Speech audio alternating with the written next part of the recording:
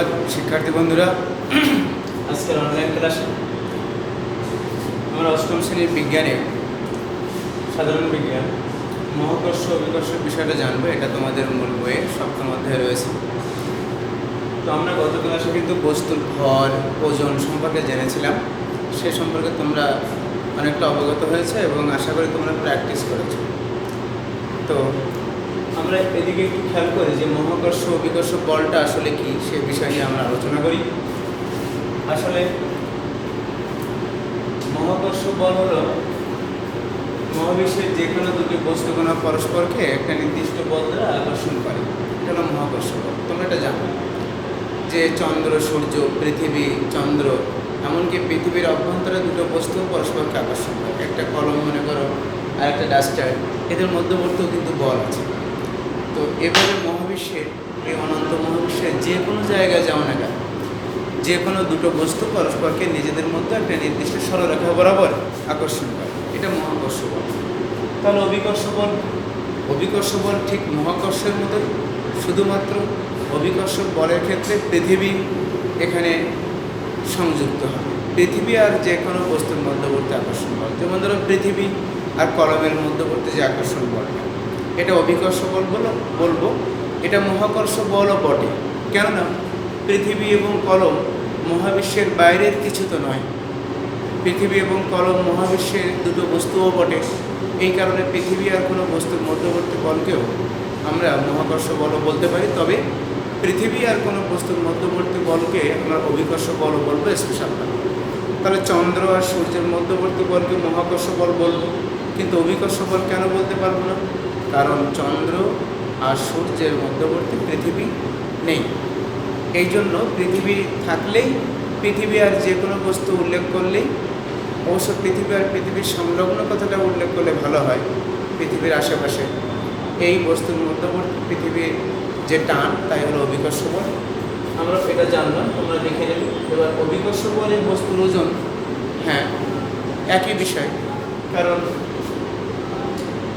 ওজন কাকে বলে দেখো? ওজন হলো সেই বল যে বলে পৃথিবী বস্তুকে তার নিজের দিকে টানে। মনে করো পৃথিবী কলমকে একটা নির্দিষ্ট বলে টানছে, আবার পৃথিবী আর কলমের মধ্যবর্তী বলকে অভিকর্ষ বলই বলে। আবার পৃথিবী যে বল দ্বারা কলমকে টানে তাকেই ওজন বলে, কলমের ওজন বলে। কাজেই পৃথিবী আর কলমের মধ্যবর্তী অভিকর্ষ বলের মান যা হবে, কলমটার ওজনও ঠিক তাই হবে। সেই জন্য আমরা কিন্তু লিখছি যে অভিকর্ষ বলের বস্তুর ওজন। এই বিষয়টা অনেক সময় ভয়ের প্রশ্ন আসে, দিয়ে ব্যাখ্যা করো, এভাবে কিন্তু আসে। তখন আমরা যেভাবে বললাম তুমি সেভাবে উল্লেখ করে দিলে হয়ে গেল। একটু এক্সাম্পল টেনে এনে দিল। তো আমরা এখন দেখো মহাকর্ষ উপরে পরিষ্কার করলাম। মহাকর্ষ এবং মহাকর্ষ সূত্রটা আমরা বলবো যে মহাবিশ্বের যে কোনো দুটো বস্তু, তোমরা এটা মূল বইয়ে আছে, আমি বলেও দিচ্ছি। যে কোনো দুটো বস্তু, মনে করো এ এবং বি দুটো বস্তু, এদের নিজেদের সংযোগ সরলরেখা বরাবর একটি বলে আকর্ষণ করে। এই আকর্ষণ বল বস্তু দুটির ভর দেওয়া আছে, এখানে m1 কেজি, এখানে m2 কেজি মনে করো। তো এই ভর দুটির গুণফলের সমানুপাতিক এবং মধ্যবর্তী দূরত্বের বর্গের ব্যস্তানুপাতিক। এটা অর্থাৎ সূত্রটা এভাবে আসে। প্রথম কথা যে এটা মহাকর্ষ বলটা ভর দুটির গুণফলের সমানুপাতিক, অর্থাৎ দুটো এই কলম আর ডাস্টারের মধ্যবর্তী যে বল একই দূরত্ব থাকবে, সেখানে যদি এখানে 5টা কলম হয় আর 5টা ডাস্টার হয়, তাহলে আকর্ষণ বল বাড়বে। কেননা 5টা কলমের ভর আর 5টা ডাস্টারের ভরের গুণফল একটা কলম আর একটা ডাস্টারের ভরের গুণফলের থেকে বেশি। এই জন্য এই বিষয়টা। বা তোমরা একই দূরত্বে, দেখা যাচ্ছে একটা বিড়াল আর একটা কুকুর একই দূরত্বে দাঁড়িয়ে আছে, তাদের মধ্যবর্তী যে বল, আবার একই দূরত্বে একটা হাতি আর একটা ঘোড়া, মধ্যবর্তী বলটা বেশি হাতি আর ঘোড়ার মধ্যে। কেননা হাতির ভর যেমন বিড়ালের চেয়ে বেশি, তেমনি কুকুরের থেকে ঘোড়ার ভরটাও বেশি। এই জন্য ভর দুটির গুণফল যত বেশি হবে, মধ্যবর্তী মহাকর্ষ বল তত বেশি। তো প্রথম কথা এই, যখন আমার ডিটা ধরো নির্দিষ্ট বা দূরত্ব স্থির ধরে নিলাম, তো এই মহাকর্ষ সূত্রের দ্বিতীয় রূপটা হলো এইটাই। মনে করো যে একই ভরের দুটো বস্তু, ধরো ভর নির্দিষ্ট এই মনে করো এটা 5 কেজি ভরের বস্তু, এটাও 5 কেজি ভরের বস্তু, মধ্যবর্তী দূরত্ব মনে করো যে 10 মিটার। এদের মধ্যবর্তী যে বল, তুমি মনে করো যে এই দুটো বস্তু কাছাকাছি আনলে সেই 5 কেজি ভরের বস্তু, এটাও সেই 5 কেজি, একই বস্তু কিন্তু এটা এই বস্তু বি বস্তু, দ্যাট ইজ বি বস্তু এ বস্তু, কিন্তু দেখা যাচ্ছে মধ্যবর্তী দূরত্ব 2 মিটার হবে। তাহলে বন্ধুরা কোন ক্ষেত্রে এই সূত্র অনুসারে বলটা বেশি হবে? নিশ্চয়ই আমি নিচে যেটা দিলাম এই 2 নম্বর সিগন্যাল দিয়ে যেটা, এটা কেননা দূরত্ব বেশি হলে বল কমে যাবে। এটা যখন দুটো রাশির মধ্যবর্তী একটা লবে থাকে একটা হরে থাকে 1/, তখন সম্পর্কটা আমরা বলি ব্যস্তানুপাতিক, অর্থাৎ একটা বাড়লে অন্যটা কমে যায়, একটা কমে গেলে অন্যটা বেড়ে যায়। ডি কমে গেলে অর্থাৎ কাছাকাছি যত আসবে তত আকর্ষণ বলটা বেড়ে যাবে। একই ভরের বস্তু কিন্তু দুইটা। এই বিষয়টা আমরা জানলাম। এখন দেখো, যদি তুমি এই দুটো সূত্রকে একত্রিত সমন্বয় করতে চাও তাহলে এফ সমানুপাতিক m1 m2/ds হয়ে যাবে। এই বিষয়টা কিন্তু আমরা লক্ষ্য করব। এরপরে এটা একটা ধ্রুবক চলে আসে, আমরা এখানে ধ্রুব সংখ্যাটাকে বিগ জি বলি। এই বিগ জিটাকে আমরা মহাকর্ষীয় ধ্রুবক বলি, এর একটা নির্দিষ্ট মানও আছে, এই ধ্রুবক বলা হয়।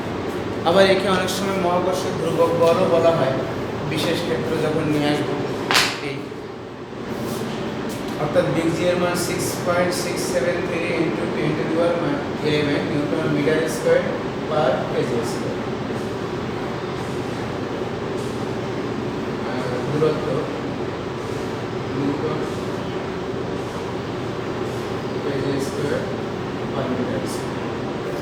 তো আমরা এই বিষয়টা জানলাম, বিগ জি এর মানটা।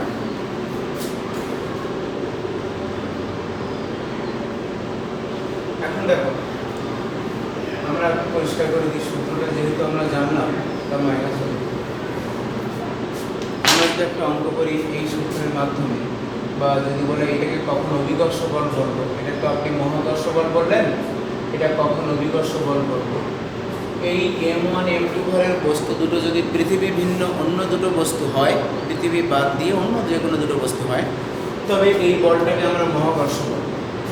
কিন্তু এইটাকে কখন আমরা অভিকর্ষ বলবো, অভিকর্ষ বল এর কখন বলবো, যখন আমরা একটা বস্তুকে পৃথিবীর ভর হিসেবে চিন্তা করব, এ দেখো, আর একটা বস্তু ইকুয়াল টু ছোট হাতের m, যে কোনো একটা বস্তুর ভর চিন্তা করবে, ফলে আমার এখানে m/ds। এই ক্ষেত্রে এই বলটাকে অভিকর্ষ বলবো, কারণ এখানে তুমি দেখতে পাচ্ছ যে একটা বস্তু পৃথিবী আছে, অন্যটা যাই একটা হতে পারে। তো সেই ক্ষেত্রে উপরেরটাকে মহাকর্ষ বল বলছি, এটা কারণ এখানে পৃথিবী নাই, অন্য যে কোনো বস্তু। সেই জন্য উপরের বলটাকে আমরা মহাকর্ষ বল বলবো, আর নিচেরটাকে আমরা বিশেষভাবে অভিকর্ষ বলবো। আবার যদি ধরি যে কোনো বস্তুর, এই যে তোমার m ভরের বস্তু, এটা তুমি আগে জানো, ওজন W = mg। আমরা একটু আগে জানলাম যে অভিকর্ষ বল যা কোনো বস্তুর ওজন থাকে, কাজেই আমরা mg = কিন্তু big G mm by big m small m by ds লিখতে পারি। তো সেক্ষেত্রে জি, আমরা এখানে ছোট হাতের m চলে গেলে জি = বিগ জি পৃথিবীর ভর বাই ds। দেখো আমরা এভাবে সূত্রটা লিখতে পারি যে কিভাবে আমরা জি বের করতে পারি কোনো স্থানে, এটা আমরা করতে পারি। এটা তোমাদের 8 লেভেলে বিশেষ প্রয়োজন না থাকলেও জেনে রাখা ভালো। তো যাই হোক, আমরা এটা পরিষ্কার করলাম, তোমরা লেখার সুযোগ পাবে অবশ্যই, যেহেতু অনলাইনের মাধ্যমে আমরা দেখছি। তো এইবার দেখা যাবে একটা গাণিতিক ছোট সমস্যা আমরা সমাধান করতে পারি কিনা। তোমাদের এই ধরনের প্রশ্ন প্রায় আসে যে একটা বস্তু, এই বস্তুর ভর m1 = 10 কেজি, মধ্যবর্তী দূরত্ব d = 1 মিটার, আমরা সুবিধার জন্য ধরে নিলাম। বি বস্তু, দ্যাট ইজ 5 কেজি। এখন যদি তোমার বলা হয় যে এখানে বস্তু দুটোর মধ্যবর্তী বল, আগে প্রশ্ন বললো যে মহাকর্ষ বল, এভাবে বলবে। ভাদাকে প্রশ্ন বললো যে ভরদ্বয় দ্বিগুণ করলে, প্রত্যেকটা ভর দ্বিগুণ করলে এবং মধ্যবর্তী দূরত্ব অর্ধেক করলে উহাদের মধ্যে বলে বা উহাদের মধ্যবর্তী বলে কিরূপ পরিবর্তন হবে, কিরূপ পরিবর্তন হবে। এভাবে আমরা একটা প্রশ্ন সৃজনশীল দিলাম। খ তুমি যে কোনো একটা আনতে পারো, কও আনতে পারো। খ হলো বস্তুর ওজন। এই প্রশ্ন এই অধ্যায় সংশ্লিষ্ট বস্তুর ওজন ভিন্ন হয় কেন, একই বস্তুর ওজন ভিন্ন হয় কেন। সঙ্গে সঙ্গে তুমি এখানে দিলে, এখানে তুমি বলতে পারো যে বস্তুর ভর কি। দেখো একটা সৃজনশীল হয়ে গেল। অবশ্য আমরা কটা উপরে লিখবো, আমরা যেহেতু লিখে ফেলেছি। তো আমরা দেখো যে কোনো একটা উদ্দীপক এখানে সেট করে একটা সৃজনশীল প্রশ্ন দেখো লিখে ফেললাম। যদি আমরা কটা উপরে দেবো, এটা আমরা তো জানি সবাই। তো দেখো এক্ষেত্রে তোমরা ভর কি জানো, বস্তুর ওজন ভিন্ন কেন জানো, কারণ জি এর মান ভিন্ন বলে বস্তুর ওজন বিভিন্ন জায়গায় W=mg অনুসারে জি এর মান ভিন্ন হওয়ায় ডব্লিউর মানও ভিন্ন ভিন্ন আসবে। এই বিষয়টা তোমরা জানো। কাজেই আমরা ঘর সলিউশন করলাম না, আমরা গয়ের সলিউশনের দিকে লক্ষ্য রাখি। যে এখানে যেহেতু m1 = 10 কেজি দেওয়া আছে, m2 = 5 কেজি দেওয়া আছে এবং d = 1 লিটার দেওয়া আছে। কাজেই আমরা যে তথ্য দেওয়া আছে আর যা চেয়েছে সেই অনুযায়ী F = big G into m1 m2 by d² লিখতে পারি। তো আমরা বিগ জির মান তো 6.6732 × 10⁻11 আমরা জানি, ইনটু এখানে 5 গুণ 10 বাই 1²। এটা ক্যালকুলেশন করলে যা হবে তত নিউটন দেখো আমাদের হয়ে গেল। আমরা মহাকর্ষ বল কিন্তু বের করলাম এবং এটা ক্যালকুলেশন করলে যেটা হবে সেটা আমরা লিখব। আমরা সবাই ক্যালকুলেটর নিয়ে বসবো, এই সময় আমরা ক্যালকুলেশন করব। তোমরা করো, দেখবে এখানে একটা বল তোমার বের হবে। তোমরা তো ক্যালকুলেশন খুব ভালো পারো। তো যাই হোক, আমরা গোয়া সলিউশন করলাম। তোমরা লক্ষ্য করো, দেখো এবং সময় নিয়ে এটা হিসাব করো। এবার যদি ঘ করতে চাই, অনেক সময় ঘয়ের প্রশ্ন আমাদের অনেকের অসুবিধা হয় বুঝতে। তো ওখানে বলেছে যে যদি ভরদ্বয় দ্বিগুণ করা হয়, ভরদ্বয় দ্বিগুণ করা হয়, তা ভরদ্বয় দ্বিগুণ করা মানে কি দেখো, m1 = 10 কেজি আছে। তা আমরা এভাবে লিখে নিই যে ভরদ্বয় দ্বিগুণ করলে, অর্থাৎ m1 = 20 কেজি এবং m2 = 10 কেজি হবে। এবং বলেছে যে দূরত্ব অর্ধেক করলে, অর্থাৎ d = 0.5 মিটার।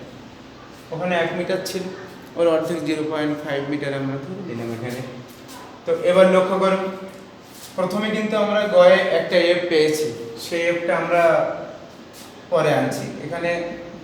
এখন আমরা F1 নাম দিলাম, যেহেতু আমরা m চেঞ্জ করেছি, d চেঞ্জ করেছি, কাজে আমরা এখানে পূর্বের একটা বল যেহেতু পেয়েছি, তখন আমরা ভর 10 কেজি এবং 5 কেজি ধরেছিলাম, দূরত্ব 1 মিটার ধরেছিলাম। আর এখন দেখো আমরা ভর চেঞ্জ করে 20 কেজি আর ওটা m2টা 10 কেজি নিয়েছি আর দূরত্ব অর্ধেক নিয়েছি। তো সেক্ষেত্রে নিশ্চয়ই বলের চেঞ্জ হতে পারে। তো আমরা ঠিক আগের মতোই মান বসিয়ে এখানে ভর দুটো যা যা পেলাম তাই দেবো, এখানে 0.5 দিয়ে দেবো। তোমরা কিন্তু দেওয়া আছে এখানে সব কিছু একক সঠিকভাবে লিখবে এবং আমরা m কে s পদ্ধতিতে, মানে SI পদ্ধতিতে একক করে লিখবো। সেন্টিমিটার থাকলে মিটারে করব, গ্রাম থাকলে কেজিতে করে নেব, কারণ আমার জি এর এককটা কিন্তু m কে s পদ্ধতি। এই জন্য বাকিগুলো আমরা ওইভাবে সব করে নেব। অনেক সময় এরকম আসতে পারে যে মধ্যবর্তী দূরত্ব 100 সেন্টিমিটার, বাট তোমাকে 100 মিটার লিখতে হবে, বা কোনো ভর দেওয়া থাকলে এত গ্রাম, আমরা গ্রামটাকে 1000 দিয়ে ভাগ করে কেজিতে করে নিতে হবে। এভাবে আমরা করব। তো তো এখানে একটা ক্যালকুলেশন করলে একটা নিউটন আসবে, এই তোমরা ক্যালকুলেশন করবে, করলে একটা মান আসবে। তো আমার বলেছে যে মধ্যবর্তী বলের কিরূপ পরিবর্তন হবে। আগে একটা বল কিন্তু তুমি এ পেয়েছো, তাহলে বলেছে যে মধ্যবর্তী বলের কিরূপ পরিবর্তন হবে। তো আমরা সবসময় খেয়াল করব যে বলের পরিবর্তন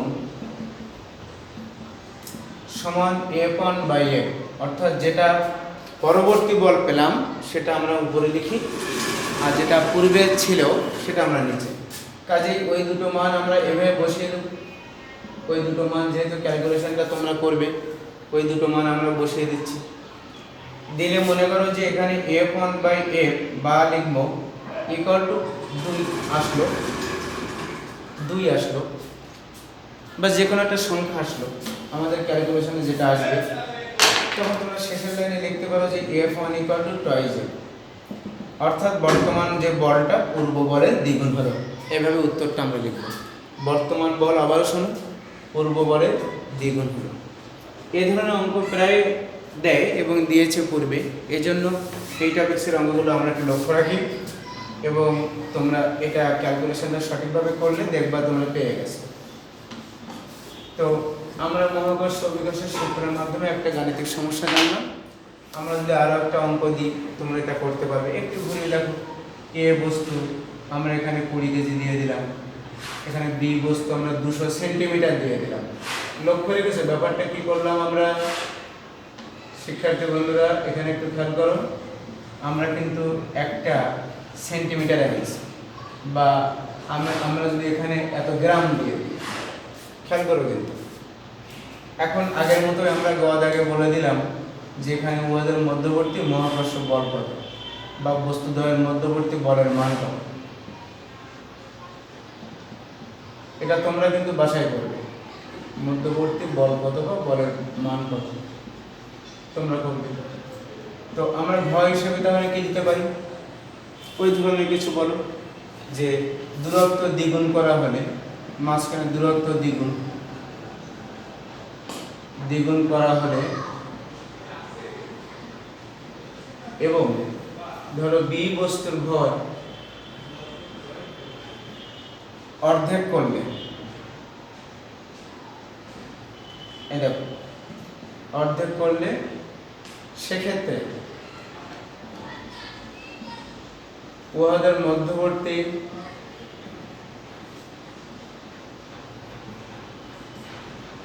বলের কিরূপ পরিবর্তন হবে। একই ধরনের অঙ্ক লক্ষ্য করো,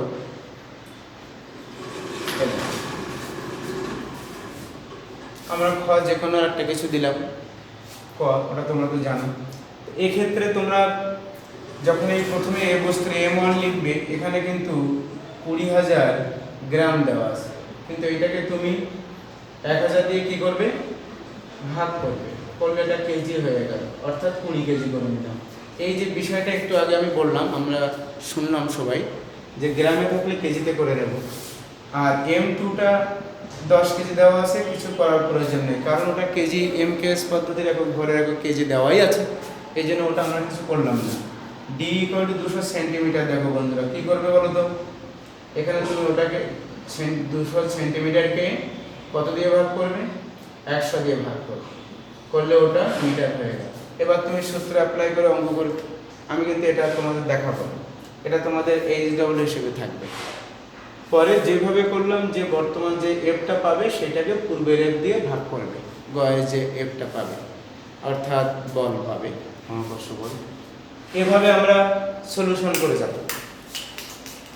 তো আমরা এই বিষয়গুলো খেয়াল করব, আর যদি আরও দু একটা আমরা পাই পরবর্তীতে আমরা অঙ্ক দেখা যাচ্ছে তোমরা অনেকে টেস্ট পেপার ফলো করলে, বা অনেকে তৈরি করা অঙ্ক নিজেরা তৈরি করতে পারবে প্র্যাকটিস করে করে ওখান থেকে। তো আমরা এইভাবে আরও দু একটা সৃজনশীল নিজেরা তৈরি করব, এটাই তোমরা HW হিসেবে করবে। আরও তোমরা ঠিক এইভাবে দিয়ে নিজের একটা তৈরি করবে, করে তোমরা সলিউশন করার চেষ্টা করবে, দেখবে তুমি অঙ্ক সব সহজেই পেরে যাচ্ছ। তো মূলত আমাদের এই সূত্রের ব্যাপারে আমাদের খেয়াল করতে হবে, ওখানে মহাকর্ষ সূত্র কি বলেছে সেদিকে খেয়াল করতে হবে, একটু স্টাডি করতে হবে। আমরা যদি প্রায় এই ক্লাসে যোগ দিয়ে অল্প অল্প করে শিখি, দেখবো যে আমরা সিলেবাস শেষ করতে পেরেছি এবং বেশ কিছু সমস্যার সমাধান আমরা নিজেরাই করতে পারছি। তো যাই হোক, এইচডব্লিউ আমরা দিলাম। তাছাড়া তোমরা জ্ঞানমূলক প্রশ্নের দিকে খেয়াল করবে, কারণ এখানে কিন্তু জ্ঞানমূলক সঠিকভাবে আনসার না করতে পারলে 1 মার্কস পাওয়া খুব কঠিন হয়ে যায়। আর অনুধাবনমূলকও খেয়াল করবে, যে কিছু কিছু অনুধাবনমূলক যেটা আমরা গত ক্লাসে দিয়েছি সেগুলোর সমাধান তোমরা করবে, দেখবে তোমরা একটু চেষ্টা করলে পারবে। তো ঠিক আছে বন্ধুরা, আমরা নেক্সটে 8ম অধ্যায়ের আলোর প্রতিসরণের যে অধ্যায়টা রয়েছে সেখানে আমরা আলোচনা করার চেষ্টা করব। সবাই সাথে থেকো। আমরা আলোর প্রতিসরণের যে বিষয়গুলো আমরা পূর্বে হিন্টস দিয়ে রাখি, সেখানে ঘন মাধ্যম থেকে হালকা মাধ্যমে কীভাবে আলো যায়, হালকা মাধ্যম থেকে ঘন মাধ্যমে গেলে আলোর দিকের পরিবর্তন হয়, সংকট কোণটা কী বিষয়, পূর্ণ অভ্যন্তরীণ প্রতিফলনটা কী, এটা তোমরা শুধুমাত্র একটু মূল বই পড়ে রেখো। এ কারণে যে মূল বইটা তোমরা যদি একটু পড়ো, পরবর্তীতে আমি যে কথাগুলো বলবো তোমাদের পরিচিত হয়ে যাবে তোমরা ওই শব্দগুলো সম্পর্কে। তখন তোমাদের ইজি লাগবে যে এই শব্দগুলো সংকট কোণ, অভ্যন্তরীণ পূর্ণ অভ্যন্তরীণ প্রতিফলন আমরা তো পড়েছি। তারপরে আলোর প্রতিসরণ, আলো এক মাধ্যম থেকে অন্য মাধ্যমে গেলে কি ঘটছে, দিকের পরিবর্তন হচ্ছে কেন, যে বিষয়গুলো তোমরা পড়লে বুঝবে। যেমন আমি বলতে চাচ্ছি এই কথা, মনে করো এটা বায়ু মাধ্যম, এটা স্বচ্ছ মাধ্যম, এটাও ধরো কাঁচ মাধ্যম। এটা আমরা কালকের ক্লাসে জানবো আগামীতে, যে এটা বিভেদ তল আমরা নাম দিলাম, যে দুটো মাধ্যমের মধ্যবর্তী যে তল এম ও এম অন বিভেদ তল, বিভেদ তলের সাথে 90 ডিগ্রি কোণ করে যে রেখা চিন্তা করা হয় তাহলে অভিলম্ব, অর্থাৎ এন ও এন অন অভিলম্ব। এখন তির্যকভাবে যদি তুমি একটা আলো এখানে আপতিত করো কোনো উৎস থেকে, দেখা যাবে যে আলোর গতিপথ অ্যাকচুয়ালি কিন্তু তোমার আমি যে ডট ডট ডট দিলাম ও আর পথে, কিন্তু আলো ওই পথে যাবে না। আলোর ধর্মই হলো যে কোনো এক স্বচ্ছ মাধ্যম থেকে অন্য স্বচ্ছ মাধ্যমে গেলে দিকের পরিবর্তন হবে। সেক্ষেত্রে হালকা থেকে যদি ঘন হয়ে যায় তাহলে অবিলম্বের কাছে চলে আসবে। অর্থাৎ অবিলম্বের সঙ্গে এই যে আপতিত রশ্মি যে আই, আর এখানে অবিলম্বের সঙ্গে প্রতিসরিত রশ্মি ও আর অন, এটা আর কোণ, হালকা থেকে ঘন হয়ে গেলে আই গ্রেটার দ্যান আর হবে। এই বিষয়গুলো আমরা পড়বো। এখানে আই যদি সাপোজ তুমি 30 ডিগ্রি ধরো, তো এখানে আর এর মান 30 অপেক্ষা কম হবে, এখানে আর 30 অপেক্ষা কম হবে, যাই হোক না কেন। এই বিষয়গুলো আমরা জানবো। আমরা একটু পূর্ব হিন্টস দিলাম যাতে তোমাদের মূল বইটা একটু অধ্যয়ন করতে সুবিধা হয়। ধন্যবাদ, সাথে থেকো, স্বাস্থ্যের প্রতি লক্ষ্য রেখো।